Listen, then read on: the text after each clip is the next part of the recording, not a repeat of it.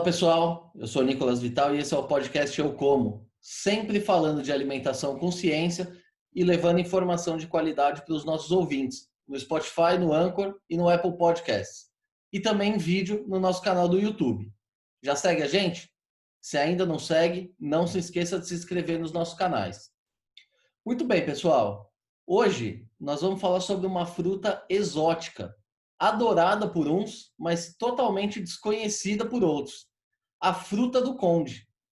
E hoje ela não vem sozinha. Vamos aproveitar para falar também sobre algumas das suas primas, como a xerimoia, a atemoia, a graviola, todas elas da família das anonáceas. E para falar com a gente sobre esse tema tão curioso, hoje a gente recebe o engenheiro agrônomo José Antônio Alberto da Silva, que é mestre em solos e nutrição de plantas, doutor em produção vegetal, com pós-doutorado pelo USDA nos Estados Unidos. O Dr. José Antônio é pesquisador da Agência Paulista de Tecnologia do Agronegócio, a APTA, uma instituição ligada à Secretaria de Agricultura e Abastecimento do Estado de São Paulo, onde lidera as pesquisas na área de frutas nativas e exóticas potenciais. Doutor José Antônio, muito obrigado por aceitar o nosso convite novamente, né? É uma honra ter o senhor de novo com a gente aqui hoje. A gente que agradece a possibilidade da gente discutir um pouquinho mais sobre essas frutas tão importantes, né? Que geram muita confusão na população. Por isso que a gente tem um artigo que diz quem é quem na família das anonáceas, né? Nós temos algumas espécies muito importantes comercialmente e produzida praticamente no Brasil inteiro.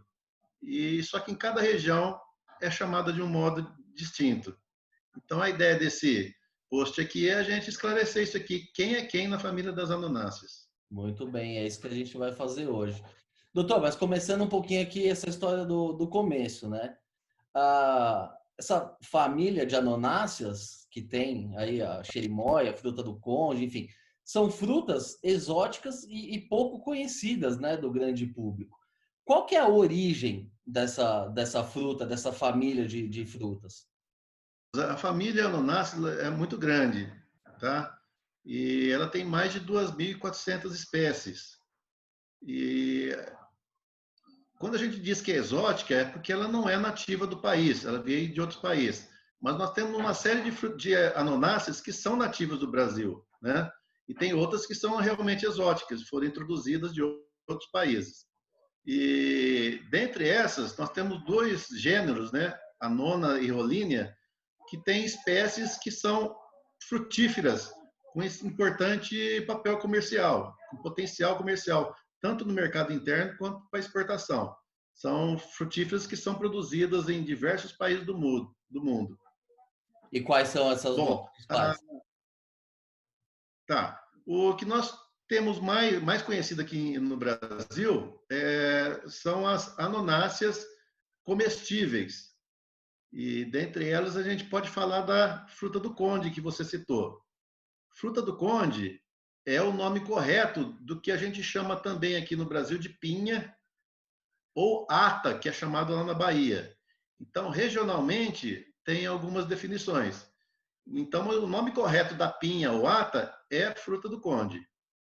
Depois dela, uma outra bastante importante, que é nativa do Brasil também, é a graviola. Nativa da América do Sul, região amazônica e tal. É a graviola, que é uma fruta também muito interessante, um potencial absurdo de mercado para suco, é considerado um dos melhores sucos do mundo. E tem alguma discussão em cima da graviola a respeito de ter algum efeito contra câncer, mas isso não está comprovado cientificamente. Mas é uma frutífera muito interessante para comércio. E ela também é produzida quase que no Brasil inteiro. Depois dessa, temos a fruta da condessa, temos o biribá, que é uma fruta da Amazônia também, temos araticuns, marolo, que é uma fruta bastante conhecida na região de Minas Gerais, muito utilizada a polpa dela para fazer polpa doces, né? Cheiro bastante forte. Temos uma série de espécies do cerrado brasileiros, como a coriácea, e assim vai. Mas o interessante dessas espécies é uma que não é nativa do Brasil, é a xerimoia. A xerimoia é uma fruta de origem europeia, mas também produzida, só que ela produz em região de clima temperado, clima frio. Então, ela é cultivada aqui na América do Sul, no Peru, no Chile, Colômbia, um pouco na Venezuela. Só que aqui no Brasil era muito pouco conhecida. Tem alguns plantios pequenos na região do sul do Brasil. Do cruzamento da pinha, da fruta do conde, com a xerimoia, resultou numa outra fruta muito interessante, que é a atemoia.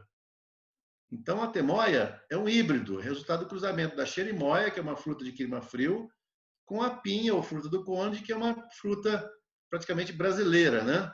De clima tropical. E essa é muito interessante.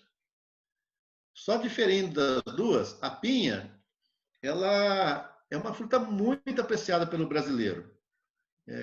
Todas as regiões o pessoal conhece a pinha, ou fruta do conde, né? Todo mundo conhece muito ela, só que ela tem alguns probleminhas. A polpa dela é doce, muito atrativa, só que a semente é aderida na polpa. Então, quando você come uma pinha, você tem que colocar na boca e ficar jogando para lá, para cá, até você liberar, tirar a semente da polpa e cuspir a semente fora.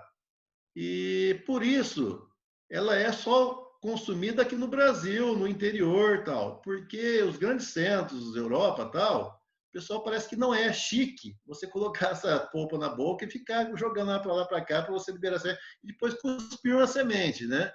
Então é uma fruta que não tem muito valor para exportação, por causa dessa característica dela da semente aderida na polpa. Nós temos a atemoia, e ela reuniu as características interessantes das duas. É uma fruta muito doce, com menos sementes do que a pinha, e a semente se solta facilmente da polpa. Então você consegue comer ela no prato com a colher e consegue exportar também. E ela está crescendo muito no mercado. O brasileiro está começando a conhecer a temoia e muitos preferem a temoia em relação às outras, né? A pinha, por exemplo. E doutor, o senhor está dizendo sobre essa dificuldade, né, em comer mesmo a fruta, e isso impacta no mercado. Existe alguma forma de industrialização dessas frutas? Como é que é isso? Ou elas são consumidas só in natura? Cada uma delas tem um potencial de mercado para fruta fresca, né? Ou para polpa industrializada. No caso da pinha, é sim possível você industrializar, fazer o suco dela tal. Mas, preferencialmente, ela é comercializada fruto fresco, in natura. Tá? Então, esse é o mercado dela, sempre foi assim. O outro mercado de processamento é muito pequeno.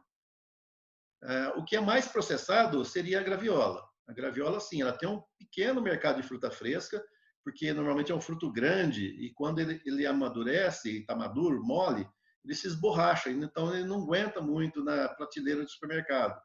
A vida de prateleira dele é curta. Então, preferencialmente a graviola, ela é processada em forma de polpa da fruta. Então, esse é o grande problema de exportação de graviola, somente a polpa é exportada. Esse é o grande problema dela, né? É uma fruta que chega a 10 quilos na graviola, pode chegar a 10 quilos, né? Então, você imagina, e a casca dela é mole quando ela está madura. Então, ela não tem estrutura para ficar firme e aguentar uma vida de prateleira. Então, não tem como ficar comercializando. Agora, tem uma outra variedade de graviola, que a gente chama de baby, que são frutas menores, né? Mais firmes. Essa sim está entrando no mercado como fruta fresca. Então, já é possível você encontrar em São Paulo, nos grandes centros, né? Que tem um potencial muito grande, a graviola baby, que são frutos menores. Só contar um caso interessante aqui a respeito da pinha, que é uma fruta tipicamente brasileira.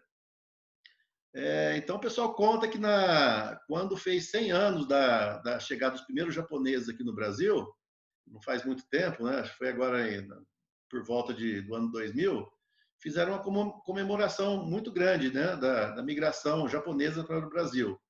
E uma princesa japonesa veio visitar nessas comemorações do Brasil, no Rio de Janeiro.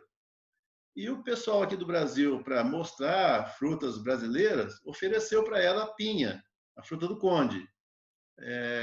e ela pegou a colher, colocou aquela polpa com semente, com a colher, colocou tudo na boca. Só que não é hábito deles ficar fazendo o que a gente faz com a pinha, né? Jogando para lá, para cá, para liberar a semente.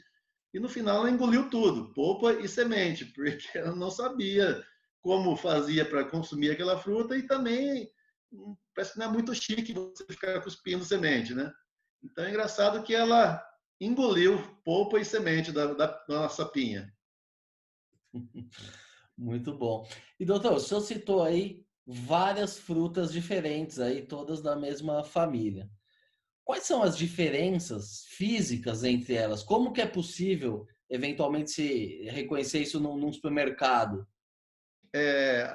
A característica básica é a casca, né? Padrão de casca.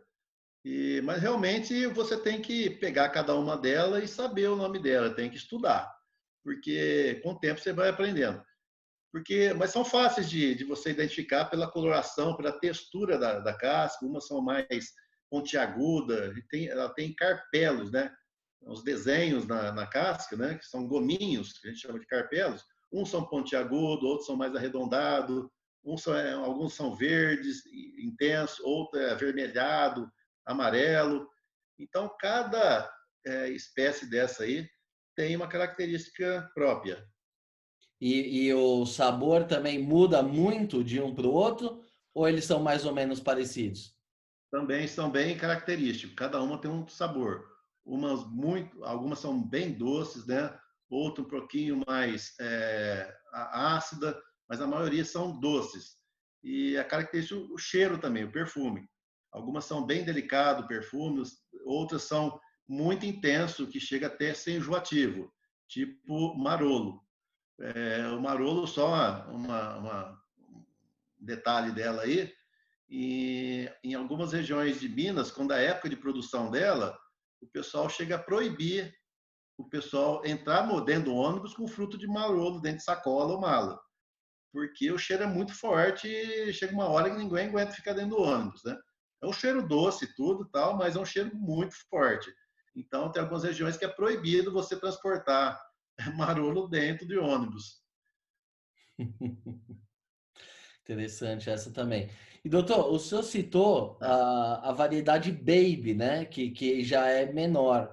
Como é que isso foi desenvolvido através de pesquisa ou é uma variedade que foi encontrada na natureza? Como é que se chegou a essa fruta Baby? A Baby é seleção, a gente chama seleção, mas é pesquisa, né? É que a gente chama de. Você vai observando plantas que estejam na natureza ou em plantios comerciais, e às vezes num plantio comercial com, sei lá, 500, 1000 plantas, aparece uma planta com características diferentes. Então a gente começa a trabalhar essa planta, seleciona ela, né, tira ela daquela área, começa a multiplicar ela e avaliar as características dessas tão interessantes para o mercado. Isso que aconteceu. Da mesma maneira, nós temos também a pinha ou fruta do conde da casca vermelha. Todo mundo conhece a pinha ou fruta do conde de casca verde, né? E nós temos uma de pinha com casca vermelha, somente casca que é vermelha, por dentro é branco, normal, como a pinha, a fruta do conde é. Então, mas é uma fruta muito atrativa, um vermelho aguça às vistas do consumidor, né? Então, é uma fruta com bastante importância para jogar isso no mercado e estimular o consumidor a consumir, a dona de casa a consumir. E doutor, a família das ananáceas, né? Ela vai muito além da alimentação também. Quais são os outros usos dessas frutas? Tá. Basicamente, as frutíferas, dentro das ananáceas, nós temos, como eu falei, mais de 2.400 espécies, né? Algumas são ornamentais, outras são árvores, arbustos, sem valor comercial. Essas comerciais aí, frutíferas, são as mais interessantes, mas nós temos também outras que são utilizadas, como eu disse, para medicina popular ou até para perfumaria. Para medicina, uma interessante que tem pouco estudo ainda e precisa ser mais estudada é uma anonácea nativa do Brasil. Ela chama Anona cacans e a gente chama popularmente aqui de Anona cagona ou Anona diarreia, porque você comeu ela, tem pessoas que são muito sensíveis, uma colherada que comeu da polpa dela pode correr o banheiro, né? Então, talvez fosse interessante ampliar os estudos em cima para se fazer um laxante natural, tá? Então, é uma fruta que nós temos aqui em São Paulo, em região de mata nativa, você encontra ela.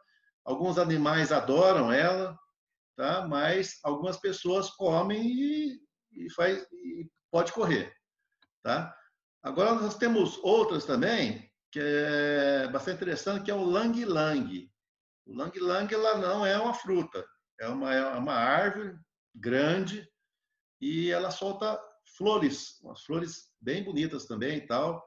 E dela o pessoal extrai a essência para fazer aquele perfume bastante conhecido, Chanel número 5. Então, a origem do Chanel número 5 é a essência do lang-lang, que é uma anonácea.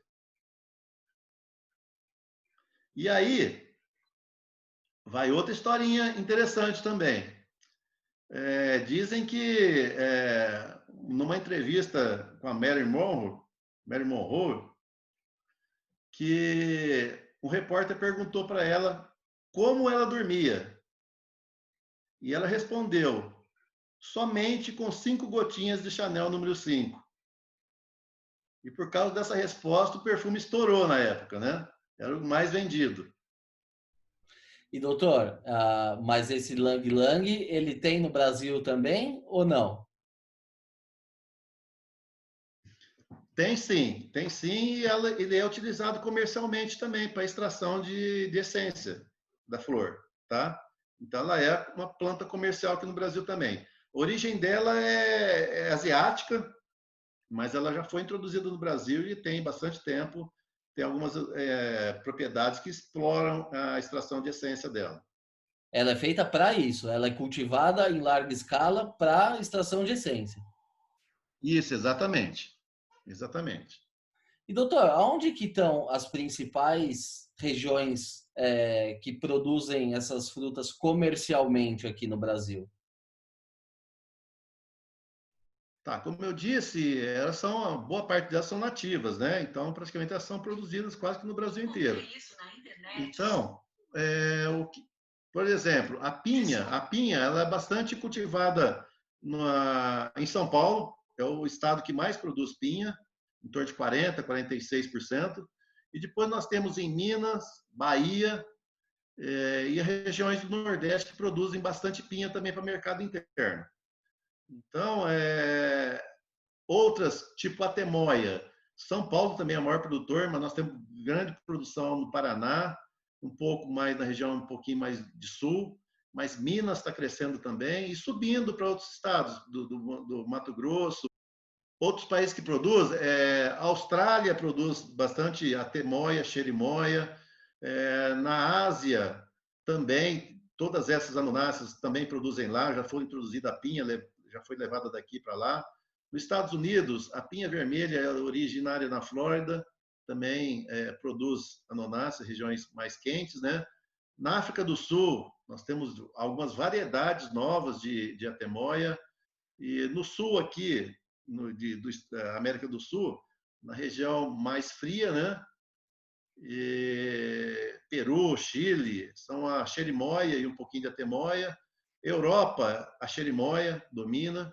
Então, ela está bem distribuída em todo o mundo. Quanto à graviola, aqui no Brasil é mais o Nordeste que é produtor. Então, toda a região Nordeste é produtora de Sergipe, Bahia tem bastante, entrou muito forte na região de Petrolina e Juazeiro, e vem descendo. Minas, São Paulo tem bastante, na região de Lins, né? Então, é uma fruta potencial e está bem distribuída também no país. E, doutor, qual é a condição de produção ideal dessas frutas? O senhor disse que tem umas que são mais clima temperado, outras mais tropical, mas em questão de exigência de solo, chuva, como é que funciona isso? Nessas regiões aqui do sudeste de São Paulo, você pode produzir praticamente todas elas, né? E quando a gente pensa em plantio comercial, é interessante que tenha irrigação, tá? Porque são plantas que você tem que manter podadas, bem nutridas, para que tenha fruto em abundância e com qualidade. Alguma dessas daí, tipo a graviola, a temoia, assim que você poda e a pinha, assim que você poda, você estimula essas plantas a soltar novo florescimento. E aí a possibilidade de você produzir fruta fora de época, quando o valor dessa fruta está mais alto no mercado. Então, desde que você esteja um manejo adequado, com adubação e com irrigação, você consegue produzir e ter um rendimento melhor. Então, em fundo de quintal, elas vão muito bem da maneira rústica. Agora, pensando em comercialmente, você tem que abrir mão de tecnologia para você ter viabilidade dessas culturas. E Mas em doutor, qualquer local do Brasil, praticamente, você pode produzir ela. o senhor citou a questão da tecnologia aqui, que é muito importante, né?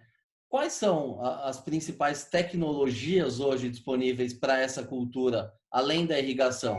Existe melhoramento de sementes? Existe, enfim, algumas tecnologias específicas das anonáceas? Sim, existe sim. São poucos estudos ainda sobre anonáceas, né? A gente está carente ainda de informações, tá? Mas o que tem já dá para a gente tocar uma cultura e ser viável. Para começar, é realmente o que você falou, material genético, mudas de qualidade. Boa parte dessas mudas devem ser mudas oriundas de enxertia ou estaquia, que é a propagação, clonagem. Tá? Por quê? Porque nós temos variedades, então para você manter a fidelidade genética dela da variedade, você tem que usar um clone. Então, o enxerto, usa um porta-enxerto, né, feito de semente ou de estaquia, e depois a parte de cima de copa é da variedade que a gente sabe que tem valor comercial. Então, mudas de qualidade é o primordial para quem está querendo fazer um plantio comercial dessas anonáceas, ou de quase todas as frutíferas, né? Pensando em comercial, tem que ter muda de qualidade, muda com padrão, que a gente saiba a origem desse material. Se for fundo de quintal, você pode pegar a semente, plantar e cultivar, ela vai produzir, talvez não seja aquela quantidade que se exige para um plantio comercial, né? Você ser viável, mas todas elas produzem. Agora, pensando em comercialmente, você tem que ir atrás de mudas de qualidade, com documentação, para que você não quebre no meio do caminho, né? E a questão Então, do... mudas enxertadas, começa por aí. O senhor ia falar de mais tecnologia ou posso seguir? Sim, sim. Depois disso aí, para cada região a gente tem um espaçamento entre as plantas adequado, né? A irrigação, a adubação de plantio é interessante. O solo deve estar corrigido da acidez com a aplicação de calcário, talvez gesso também, gesso agrícola. Uma cova muito bem feita com matéria orgânica, com fósforo e formação dessa muda de qualidade e depois a formação dessa muda, com podas para que essa planta fique com porte baixo e você consiga trabalhar ela sem precisar de escadas. Então é muito importante que você tenha essas práticas na mão, né?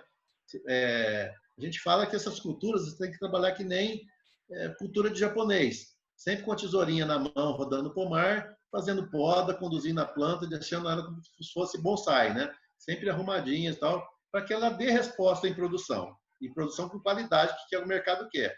O mercado quer uma fruta de qualidade, com tamanho bom, doce, sem manchas na casca. E isso é técnica de cada produtor, manejo. Depois a irrigação, como a gente comentou já, é muito importante que se tenha irrigação.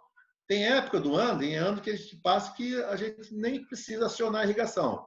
Mas tem períodos como agora, na região norte de São Paulo, nós estamos com mais de 50 dias de seca. Então, se você não tem irrigação, você debilita muito essas plantas e pode, esse estresse na planta excessivo, pode prejudicar a tua safra. Então, a irrigação é outra ferramenta muito importante. E doutor, agora Você pensando... precisa, Desculpa, pode seguir.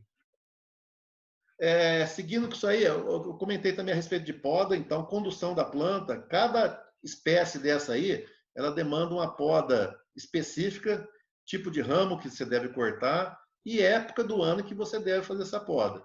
Então, você tem que buscar informação com o técnico, com o agrônomo, e fazer as podas específicas, porque sempre que você faz a poda, estimula essa planta a soltar brotações novas com flores, e essa flor que vai gerar novos frutos. Então, você tem que conhecer o sistema de poda dessas espécies também.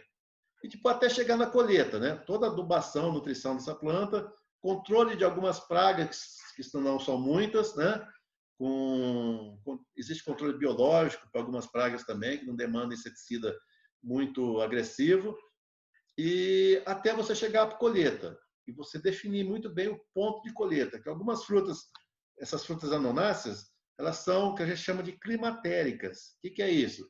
São frutas que você colhe ela verde, e só que ela continua o processo de amadurecimento dela e de amolecimento. Então você leva para casa dura, ela vai madurando e amolecendo, né?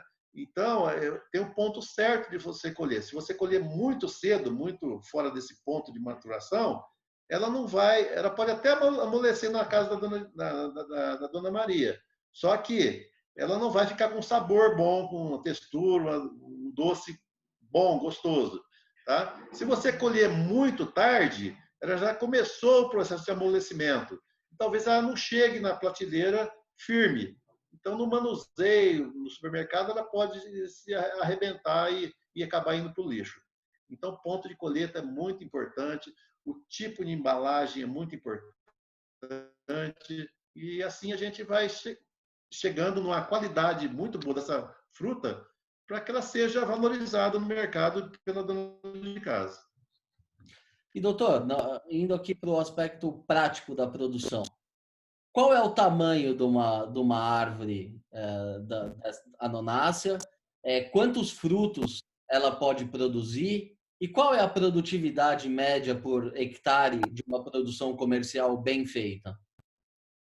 A fruta do conde, ela não é uma árvore muito grande, a gente chama ela de um arbusto, né? Ela pode, mas um arbusto que, se você deixar, não fizer poda, ela vai chegar a 3, 4 metros de altura. Só que a gente tem que pensar que hoje, no plantio comercial, no fundo de quintal, tudo bem você conduzir uma planta só sem podar. Agora, se a gente estiver pensando comercialmente, existe o custo de você ficar fazendo as práticas, colheita, pulverização numa planta muito alta. E isso impacta muito no custo final da tua produção, no rendimento do produtor. Então, a ideia hoje de fruticultura é você manter as plantas na altura que você consiga colher os frutos sem uso de escada, ou uma escada curta. Então, você esticando a mão, você consegue colher os frutos. Então, essas plantas, até mangueira, né? Antigamente as mangueiras eram um monstro de 10, 15, 20 metros. Isso não existe mais para plantio comercial. Se você quiser produzir manga ou outros frutíferos, tem que conduzir elas com poda para que você mantenha a colheita na altura da mão do colhedor, tá? Ou pequenas escadas. Então, de um modo geral, todas elas têm que ser conduzidas com poda, você mantendo essa altura de 3 metros, mais ou menos, 3 e pouquinho. Tá? Cada uma também produz de forma diferenciada. A gente pode considerar a papinha também em torno de 15 toneladas, 20 toneladas de frutos por hectare. Tá? Quantidade por planta varia muito do espaçamento que você está utilizando entre umas plantas e outras na área. Como é que você está selecionando o fruto? Porque se a gente sabe que se tem frutos muito miúdos, o preço dele no mercado final é pequeno. Agora, se você tem frutos maiores, de 400 gramas, mais ou menos, então, você tem você vende, você agrega mais valor nele, no mercado final. Então, fruto de 150 gramas é um preço, de 400 gramas é um preço bem melhor. Então, o produtor também tem que avaliar isso. Não adianta ele ter um monte de frutos lá e fruto pequeno. Talvez seja interessante se ele tenha uma florada muito boa, muitos frutos, fazer um desbaste, retirar um pouco de fruto, para que esses frutos, o que sobem, cresçam e tenham um bom preço de mercado e uma boa aceitação no mercado. Porque quer queira ou quer não, quem está consumindo a dona de casa, ela quer o fruto bonito, saudável, grande, né? A gente come com os olhos também as frutíferas, né? Então não adianta jogar a frutinha miudinha, não. Tem que ser uma fruta um padrão aí de 350, 400 gramas seria ótimo. Perfeito. E, De doutor, um modo já... geral, essas frutíferas Desculpa. seria isso. Agora, já pensando em graviola, que eu estava falando que ela chega até 10 quilos, 10 quilos, se for para a indústria, né, para processamento, para polpa, não tem importância de ser grandona, não, ou até pequena.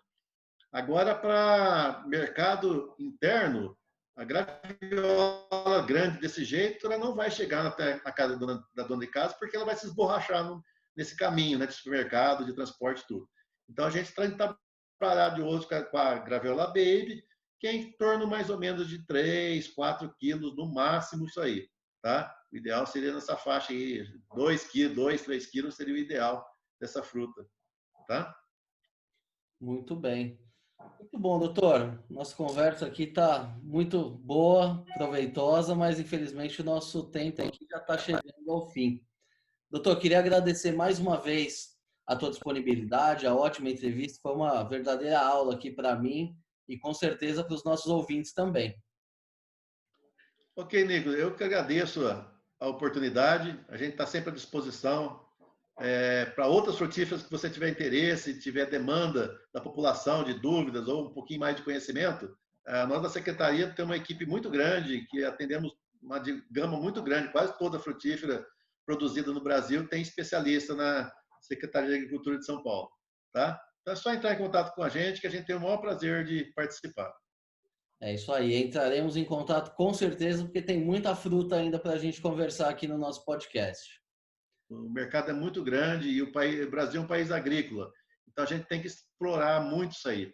Nós temos muitas propriedades pequenas, pequenos agricultores que têm condição de produzir essas frutas com qualidade, agregar valor e ter um rendimento muito bom. A gente precisa realmente, com um trabalho tipo teu, atingir esses pequenos produtores para que eles sejam estimulados a entrar numa cultura dessa com conhecimento, né, com técnica e chegar no mercado, né, e ter rendimento. Parabéns. É isso aí. Estamos sempre à disposição aqui para divulgar essas culturas. Muito bem, pessoal. Essa edição do podcast Eu Como vai ficando por aqui. Se gostou, não se esqueça de seguir os nossos canais no YouTube, no Spotify ou na sua plataforma de streaming favorita.